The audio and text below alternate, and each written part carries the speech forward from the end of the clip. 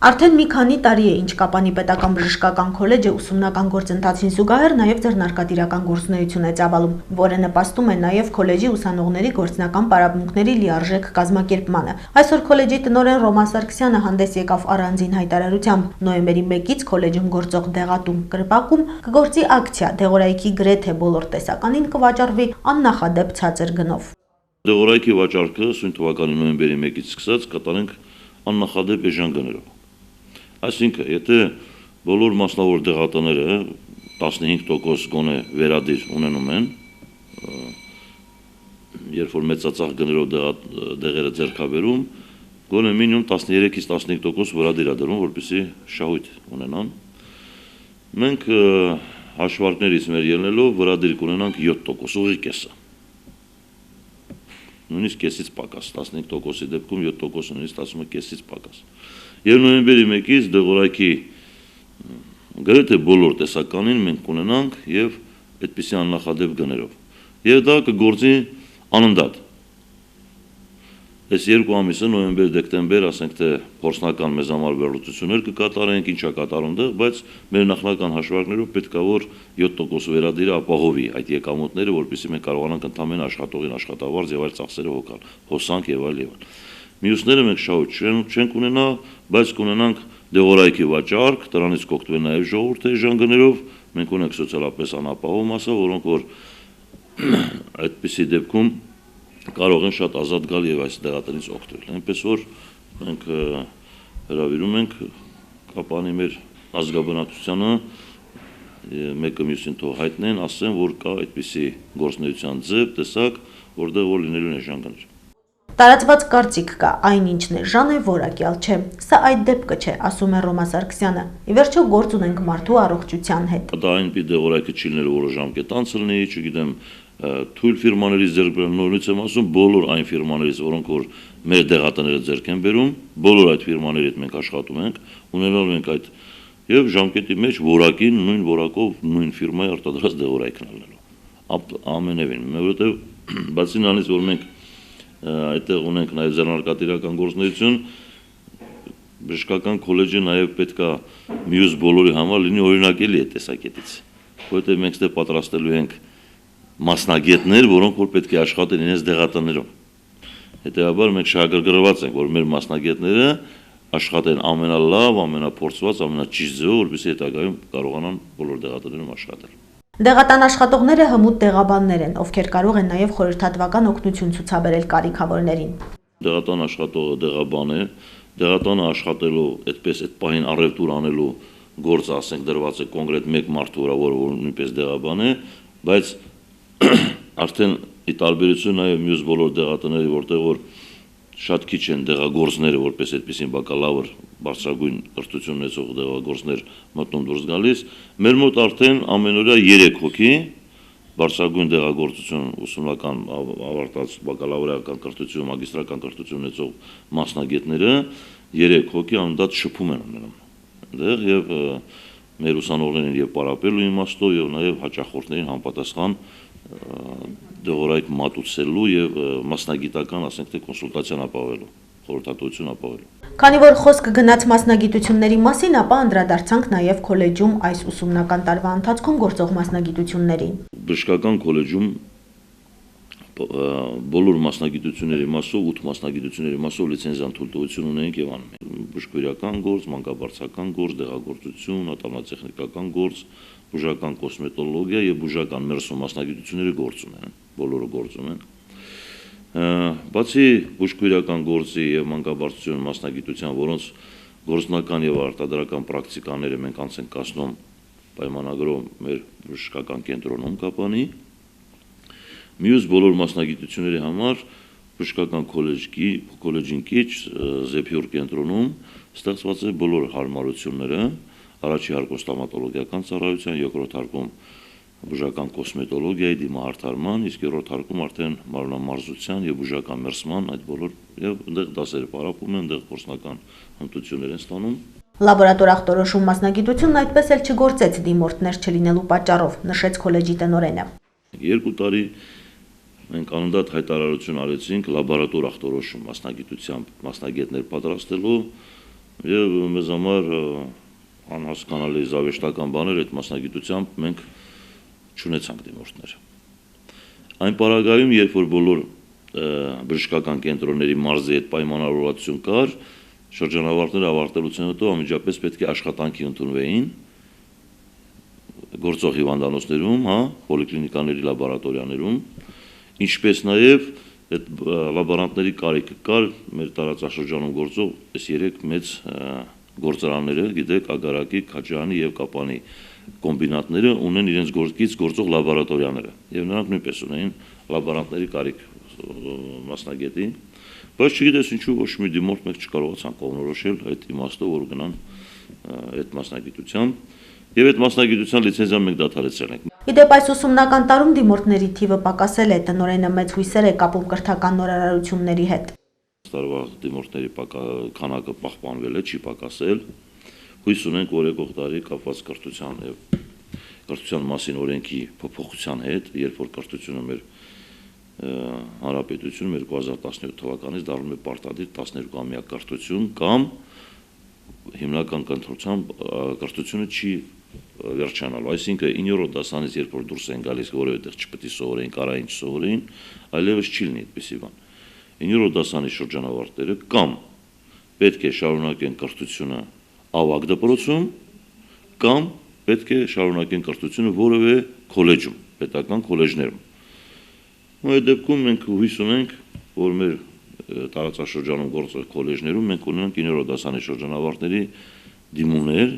Ավարտելուց հետո աշխատանք գտնելու խնդիրը միշտ եւ ամենտեղ շարունակում է առաջնային լինել մասնագիտության ընտրության հարցում։ Տեղավորվելու չափով, ասենք թե ոնց որ համամասնությունը ինքնուրույն կարգավորման կարծես թե խնդիր է առաջանում։ Այդ իմաստով խնդրեմ ունենք մանկաբարձական գործ մասնագիտության մասում, որտեղ որ դիմորդների քանակը քիչ է, շատ հավանական է, որ եկող տարի մենք կարող ենք քննարկենք, որ մանկաբարձական գործ մասնագիտությամբ այլևս դիմորդներ ընտրելություն չկատարենք, որովհետև տվյալ բաժնում 2-3 սովորելով, 2-3 հոգի սովորելով մեկ կուրսում մեր հաշվարկներով մեկ ուսանող իր մենք կատարում ենք արդեն 630,000 դրամի ծախս մեկ տարվա մեջ մեկ ուսանողի վրա, երբ որ դա աբսուրդ է եւ մենք այդպիսի գումարներ ոչ պետությունից ենք ստանում, ասենք պետպատվերով ուսուցման, ոչ էլ որևէ մեկը կարող է վճարել 630,000 այսօր ինստիտուտներ կա 400,000-ով է կրթություն գնում եւ այդ իմաստով հավանական է, որ այդ մասնագիտությունը եկող տարի կնայենք, կարող է վերանայենք այդ մասնագիտությունը, մյուսները համընկնում են իրարի որոշակի բանով եւ առաջի կուրսը կարող են միասին անցնել, ասենք բուժական մերսում բուժական կոսմետոլոգիայի հետ։ Իրար հետ համապատասխանաբար գնում են դեղագործության, մանկաբարձության եւ քույրական գործ մասնագիտության առաջի կուրսերը որոշակի առարկաներ միասին են անցնում։ Հաստատությունում այսօր 150 ուսանող է սովորում, մեծ մասը պետական պատվերով։ Մենք ունենք 150 ուսանող սպային ամբողջ քոլեջում, որից 118-ը արդեն անվճար համակարգում սովորողներն են պետպատվերով։ Միտումը գնում է դեպի կարծես թե ինչպես ասենք, օրինակ հիմա քոլեջ ունենք, մենք բոլորը 99% սովորում են պետպատվերով, ասենք արվեստի քոլեջում կամ տարածաշրջանային քոլեջի որոշակի ճարտարագիտական քոլեջի որոշակի մասնագիտություն արդեն քանի տարիներ անդադ սովորում են անվճար հիմունքները եւ շատ քիչ տեղերը որ վճարով են սովորում։ Հավանական է մեր մոդելը դա տենդենս կպահպանի։ Քոլեջի հիմնական խնդիրն այսօր ֆինանսավորման պակասն է, ասում է Ռոմա Սարգսյանը։ Պետությունը քիչ չի վարձատրում մեկ ուսանողի համար։ Մեկ ուսանողի համար այսօրվա դրությամբ մենք ունենք պայմանագիր եւ կրթության եւ գիտության նախարարությունը մեկ ուսանողի համար մեր քոլեջին տրամադրում է 323,000 դրամ մեկ տարվա համար։ Սա լուրջ գումար է մեկ ուսանող, երբ որ մենք մեր ուսանողներից վճարովի հիմունքներով ամենաշատը ասենք պահանջում ենք ստոմատոլոգիական, ատամնատեխնիկական գործ մասնագիտությամբ սովորողներից, ուսանողներից 220-230,000 դրամ։ Եթե մենք 320,000 պահանջենք, ասենք, որ իրական ծախսերը այդպեսին է, նրանք չեն կարող վճարել, որովհետև նաև կա վճարունակության այսպիսի խնդիր։ Խնդիրը այստեղ գնում է վճարունակության եւ դիմորդների քանակի։ Մենք եթե տվյալ լաբորատորիան եւ մասնագետը գործում են 10-ից 20 հոգու համար, այն մինիմալ գործող քանակի ֆինանսները մենք ունենք, որպեսզի աշխատավարձ տանք եւ լաբորատորիան ընդհանրենք աշխատի, հոսանք ունենանք այս 1-1, դրանից ավել ամեն մի դիմորդը արդեն կբերի նորարարության, ճիշտ է, այդ գումարները կգա, բայց եկել հասել այնպիսի աստիճան, որ կարծես թե դրանից չի ավելանում, որ արդեն պետք է գա այն պահը, երբ որ մի քիչ եկամուտներ պետք է լինի, այդ եկամուտների հաշվին մենք նոր լաբորատորիաներ, նոր գործիքներ, մասնագետների վերապատրաստում եւ այլ ամեն ինչ ունենանք, եկել ենք կանգնել ենք այս իրավիճակին, որը գտնում եմ ժամանակավոր երևույթ է, մեր նաեւ դա կապված է տնտեսության զարգացման տեմպերի հետ, գնում ենք նոր քաղաքականություն կա, տնտեսական նոր քաղաքականություն, նոր կառավարության ծրագիր շուտով կգործի, այս ամեն ինչ իրա մեծ հույս ունենք մենք, որ կգա մի իրավիճակ, որ կգնա տեմպերի լավացում։ Այդ ընթացքում ճիշտ ասած ես այս պահն էլ ուզում եմ օգտագործեմ դիմել մեր տարածաշրջանի գործող այս կոմբինատներին, որոնք որ անդադ կարծես թե նրանց հաշվին այս քաղաքը եղել։ Եղել է կոմբինատ հետո կապան քաղաք, կոմբինատ հետո քաջարան քաղաք, այսպես ա եղել, եւ մնացած բոլոր ծառայությունները կարծես թե մշտապես հայր ծնողի նման այս կոմբինատները իրաց ձեռքը պահել են բոլոր հիմնարկ ձեռնարկությունների վրա եւ հիմա դրա կարիքը նույնպես կա։ Ճիշտ ասենք մենք կրթության եւ գիտության նախարարության քոլեջ ենք։ Ճիշտ է, ասենք մեր ֆինանսավորում, մեր գործունեությունը, մեր հաշվետվությունները եւ այլ կատարում է կրթության եւ գիտության նախարարությունը, բայց ո՞ւմ ենք մասնագետները պատրաստում ենք տվյալ տարածաշրջանի համար։ Մեր մոտ աշխատողները տվյալ տարածաշրջանի բնակիչներն են։ Նրանց ընտանիքների մի մաս աշխատում է, ասենք թե այդ կոմբինատում եւ այլ եւ կրկին անգամ եմ հորդորում ես ղեկավարությանը տարիների վեր հրաշալի վերաբերմունք ենք մենք տեսել այդ ձեռնարկություններից գոնե այս քոլեջներին 3 պետական քոլեջ ունենք այսօր Կապանում քաղցր աչքով նայեն ամենքին ես ասել եմ ամեն տարի 10 միլիոն դրամի կարգի եթե հատկացում տան այդ քոլեջները 10 միլիոն դրամից համոզված եմ մինիմալը 6 միլիոն դրամը կուղղորդեն հետագա լաբորատորիաների, գործիքների, ուսուցման նոր մեթոդների, կիրառման եւ այլն, որ մակարդակը կբարձրացնի, որակը կբարձրացնի, անհրաժեշտությունը կա դրա եւ այլն, այդ մասնագետը կարողանա ինտեգրվել։ Այսօր եթե մի քանի տարիներ առաջ փակ էինք ամեն ինչով, հիմա փակ չենք։ Այս մասնագետը կարող է 6 ամիս վեր գնա Մոսկվա, կարող է 6 ամիս գնա Եվրոպա, չգիտեմ որտեղ եւ այլն, եւ ինքը պետքա կարողանա այնտեղ ինտեգրվել։ Նույնիսկ չի որ պիտի անպայման գնալ ասել 10 տարի ապրել եւ Մոսկվայում որ աշխատեմ։ Կարող է գնալ եւ 3 ամիս աշխատանք պատրել, 3 ամիս աշխատել, թողել հետ գալ։ Դրա համար մենք պետք է այդպիսի մասնագետներ կարողանանք պատրաստել։ Իսկ դա անելու համար մեզ այդ պահն է եկել, մենք կարծես թե sense պահում ենք եւ մասնագետներին, եւ շենքը, եւ շինությունը, եւ այս ամեն ինչ sense կապիտալի նման պահված ամեն ինչը առաջ խաղացման տեմպերի համար մեզ մի քիչ պետք է օգնություն ցույց տրվի, աջակցություն պետք է ունենանք եւ կարծում եմ ուսումնական process-ի տվյալ տարածաշրջանի մարդկանց մասնագիտական ունակությունները խորացնելուց լավ ներդրում չկա, որովհետև դա իր բարիքները հետո բերելու է։ Ուսումնական հաստատությունների խնդիրները գրեթե բոլորի համար նույնն են։ Ուստի Ռոմա Սարգսյանը լավատես է եւ վստահ, որ առաջիկայում դրանք դրական լուծում կստանան։ Աղասի ջան, տեր կանգ իր ողում։ Տեր կանգ իր ողում։ Չեմ կարող։ Երուշ չունեմ։ Երանի ես էլ զոհված լինեի, պրծնեի։ Դու չզոհվեցի նրա համար, որ քո պապենական գյուղը ապրեցնես, բայց հիմա դու դասարան ես դառնում։ Սա հատված էր Սամվել Խալաթյանի փակուղուց այն կողմ ստեղծագործությունից։ Կապանի Ալեքսանդր Շիրվանզադեի անվան պետական դրամատիկական թատրոնը կրկին պատրաստվում է հյուրախաղերի։ Ներկայացումների ցանկում ընդգրկվել է նաև այս ստեղծագործությունը, իսկ աշնանային թատերաշրջանի սկիզբը Կապանի թատրոնի համար խոստումնալից էր։ Բացում արեցինք շատ հաղթական կերպով Բրեստ քաղաքում Բիելայեվ Երջա թատերական փառատոնի շրջանակներում մրցանակով վերադառնալով այնտեղից եւ հիմա արդեն մենք զբաղված ենք մեր խաղացանկի ներկայացումների թարմացմամբ, որպեսզի թարմը պահպանենք մեր խաղացանկը եւ անցնենք առաջ նոր ներկայացումներ բեմադրելու։ Թարմացվում են մի շարք ներկայացումներ, այդ թվում նաև Արեգը, վաճառվում է տղամարդ, երազանքների տունը։ Այս ներկայացումները դիտելու հնարավորություն կունենա նաև կապանցի թատերասեր հանդիսատեսը։ Այս պահին թարմացում եւ վերականգնում են մի քանի ներկայացումներ Սամվել Խալաթյանի փակուղուց այն կում,